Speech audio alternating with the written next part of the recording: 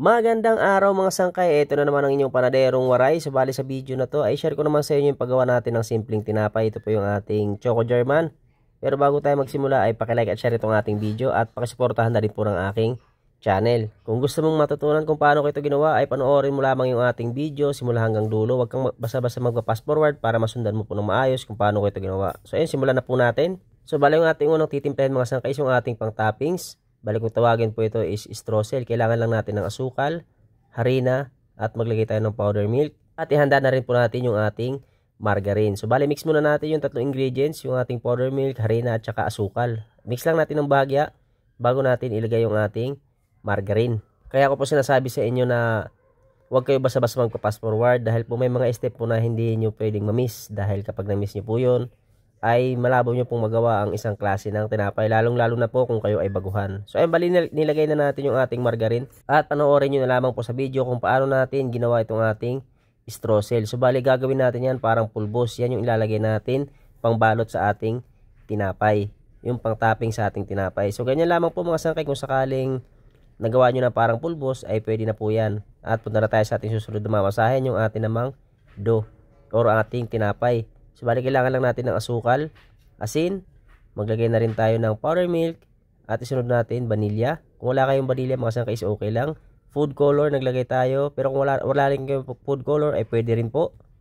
Naglagay rin ako ng bread improver at shortening. Susunod natin ilalagay is tubig.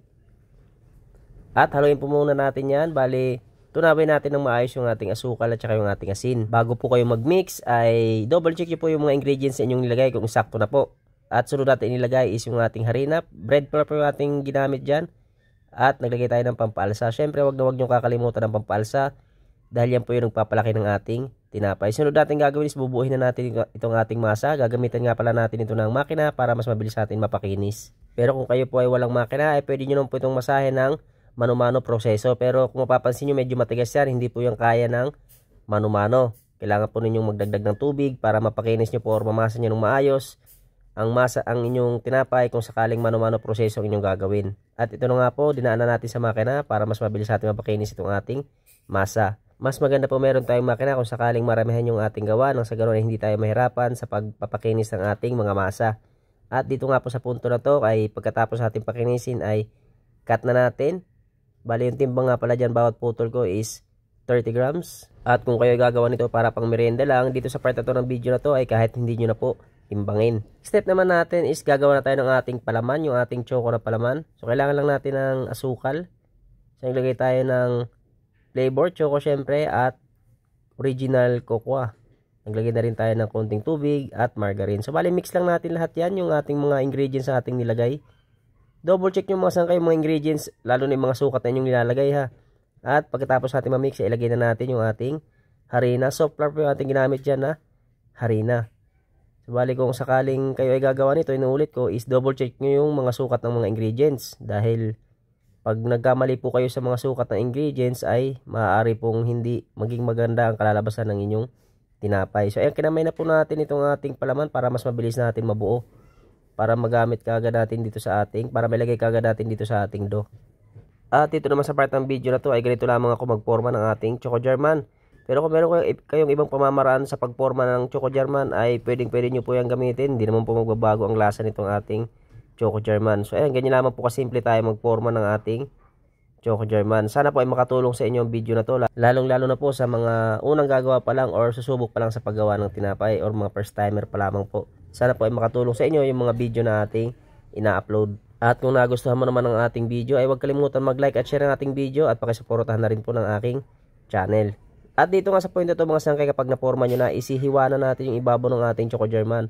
Panoorin nyo na lamang po ng mabuti yung video nang sa ganoon ay masunod nyo po ng maayos or magawa nyo ng maayos kung sakaling susubukan nyo itong ating recipe. At kung kayo naghahanap pa ng iba pang recipe about baking ay meron na po tayo dyan sa ating mga long video mga sangkay dyan sa ating page. Or kung gusto mo is pasyalan nyo yung aking YouTube channel, Marshall TV din po, dahil mas marami pa nang naka-upload na recipe about baking dito sa aking YouTube channel. Next step natin mga sangkay, kapag nahiwa na natin itong ating pinorma na tinapay, ay ilagay na natin yung ating streusel dyan sa ibabaw. So bali i-rest muna natin yung ilang minuto para dumikit yung streusel dito sa ating tinapay. Napakahalaga mga sangkay ng mga step na nyo mapapanood. Kaya paulit-ulit kong sinabi na wag kayo basta-basta magpa-fast forward para po wala ko yung ma-miss na kahit na anong step na mahalaga. At ito na nga po, nalagyan na natin ng streusel. Rest muna natin ng ilang minuto. At after 15 minutes, ito na nga po, dumikit na yung ating streusel dito sa ating tinapay. Bali, lilipat na natin ang nalagyan para mapalaki na natin ng maayos itong ating mga Choco German. So, bali, ang bawat salansan ko sa isang tray is 20 piraso po. Lagyan nyo lamang ng space para hindi po masyadong magdikit-dikit kung sakaling lumaki na itong ating mga tinapay. At pagkatapos nyo may salansan ay palakihin muna bago isalang. Bali nakagawa nga pala tayo ng 72 piraso na Choco German. At ito na nga po, after 1 hour and 40 minutes na paalsa natin or pagpapalaki ng ating Choco German ay isasalang na po natin. So bali ang init ng ating oven is 180 degrees Celsius at gagamit ako ng katamtaman lakas ng apoy. So bali kung sakaling magsasalang kayo ay wag nyo pong kakalimutan ng inyong salang. Baka masobrahan naman sa salang at masunog ang ating tinapay. At after 15 minutes mga sangkay, ito yung ating Choco German luto na. So pwede na po natin itong i-serve, pwede na natin ibenta. Nasarap ito mga sangkay, lalong-lalo na kung mainit pa. Maraming salamat sa panonood mga sangkay. Sana makatulong sa inyong video na to. Thank you for watching. See you on my next video.